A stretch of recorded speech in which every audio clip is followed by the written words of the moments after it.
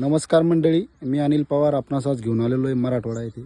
तर येथील शेतकरी यांना आपण नितीन लेंडे सर यांच्या मार्फत मल्टीप्लायर दिलं होतं. सर्वप्रथम आपण शेतकऱ्यांचा परिचय करून घेऊ. दादा, तुमचं पूर्ण नाव सांगा. नंदकिशोर कैलास सपकाळ, आणि पूर्ण पत्ता सांगा. राहणार रास्तर पोस्ट भारत, तालुका जाफराबाद, जिल्हा जालना. तर मल्टीप्लायर सोडल्यामुळं ह्या पांढऱ्या मुळ्यामध्ये काय बदल झाला तुम्हाला?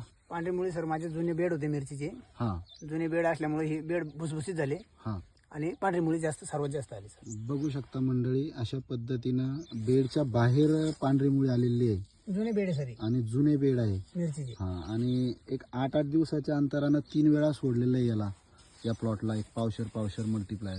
आणि पानाचं मध्ये काय बदल झाला? झाडाच्या क्वालिटीमध्ये, झाडाच्या क्वालिटीमध्ये खूप बदल आहे सर. काळे 4 पान दिसतात. पानं एकदम काळेशार झाले आणि निब्रटीवर आले. याच्यामुळे जे रस शोषक किडे त्यांचा प्रादुर्भाव ऑटोमॅटिक कमी होतो आणि पॉलिनेशन वगैरे पण चांगले झालेलं आहे. बघा, हे सेटिंग चांगली झालेली आहे.